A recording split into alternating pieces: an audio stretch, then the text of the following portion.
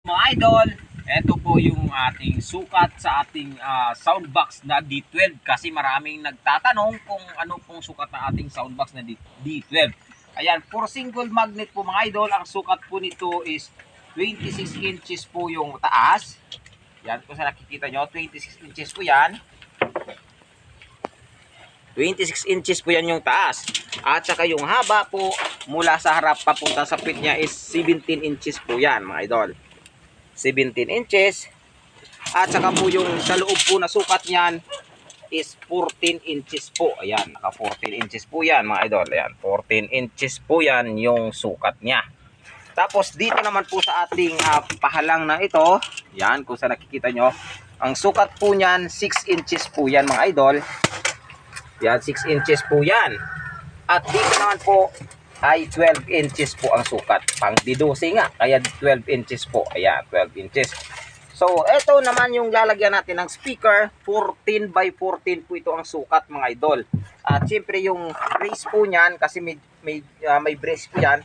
Ito pong sukat nito is 14 inches by 6 by 4 inches by 2 inches po yung sukat nito. 14 by 4 by 2 inches po.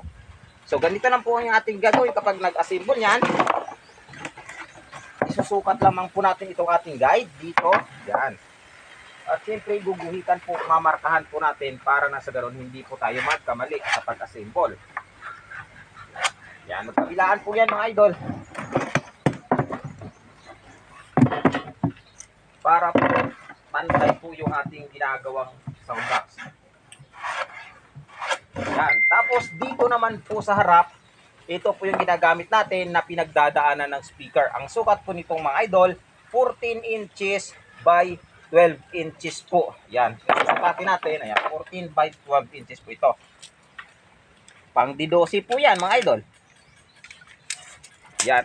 12 inches po yung sukat at saka 14 inches po. Yan, 14 inches. Bali, ito naman po, bali 1/2 po ang clearance dito sa gilid at saka dito po ay 1 inches po. So, ganito lamang po. Ang ito po, sukatan po natin yan, 4 inches po yung slope nito. Yan. Dito po, 4 inches po yan. Yan, 4 inches.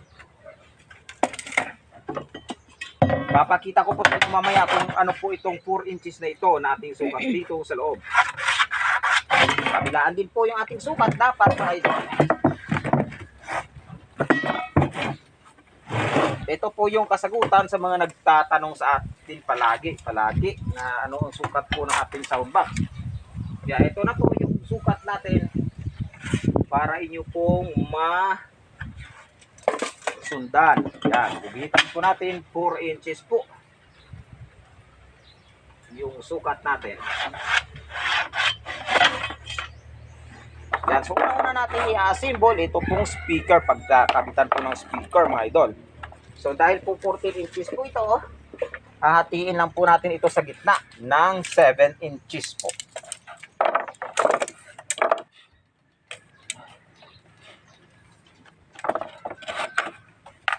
Yan, 7 inches. At siyempre, papakuan po natin ito mga idol.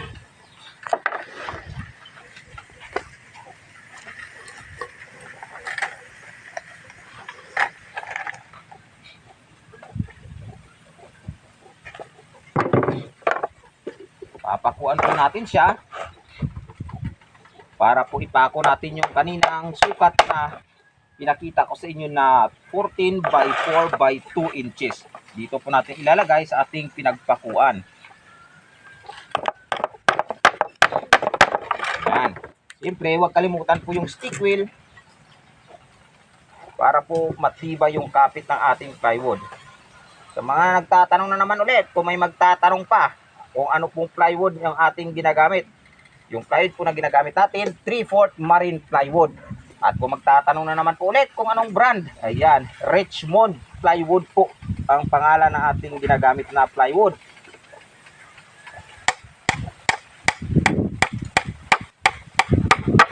Ayan, so nilagay natin to sa gitna mga idol para magiging suporta niya sa bigat ng speaker. At syempre, Lalagyan din po natin ito ng stick wheel.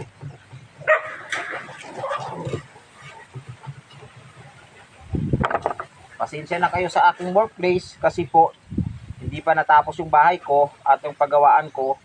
Kaya dito na muna ako sa labas ng bahay. So lapag lang po sa lupa yung ating pinagtatrabahuan. Kapag nakapag-ipon-ipon na, saka na po tayo magpapasemento. So eto na po, ipapasok po natin yan dito sa loob. Para po makita nyo.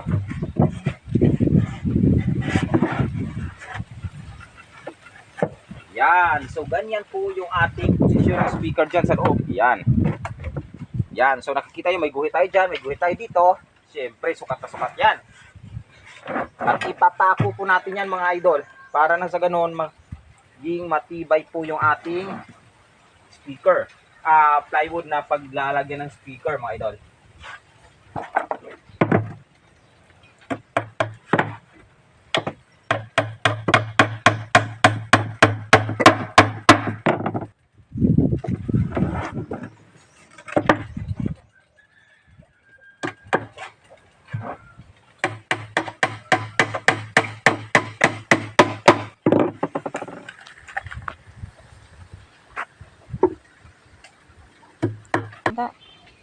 At ito po yung ating pintuan. Ito po yung pinagdadaanan ng speaker. Ayan, sa kanina, sabi ko nga na kung anong silbi ito. Ayan po, mga idol. Yan. Papantay lang po natin yung ating pintuan dito sa harap. At saka ipapako po natin, mga idol. Para nasa ganon, matibay po yung kanilang band. Ay, kalimutan ko lalagyan ng stick wheel.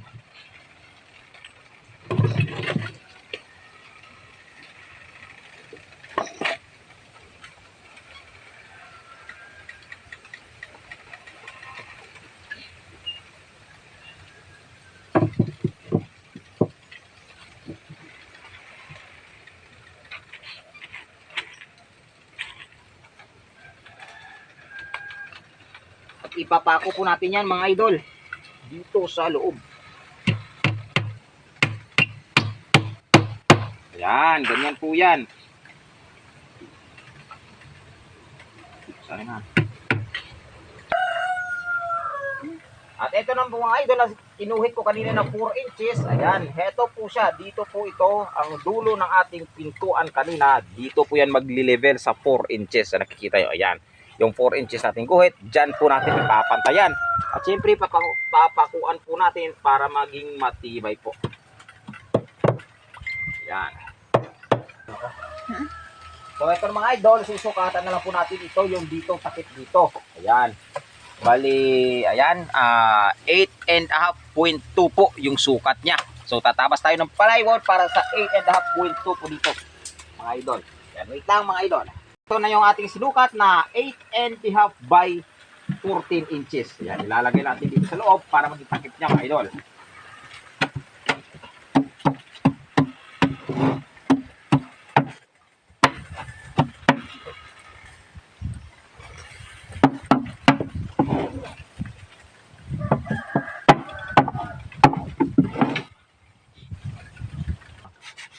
So, ito naman po sa cross ng ating sound box. Ayan.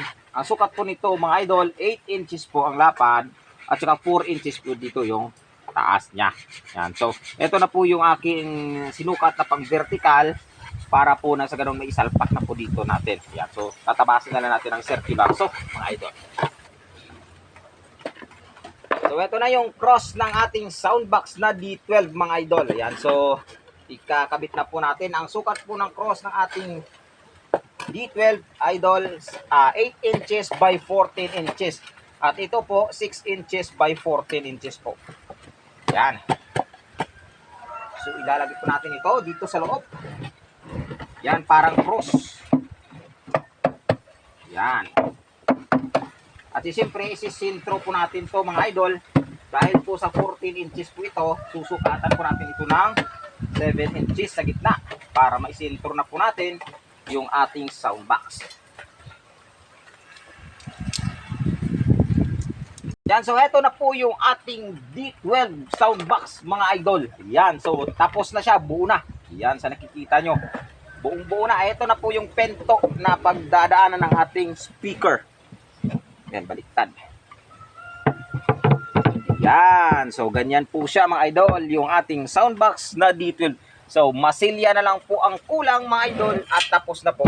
Sana po ay nakapagbigay tayo sa inyo ng konting kaalaman sa paggawa ng soundbox at pwede nyo po nagayahin mga idol. Maraming salamat!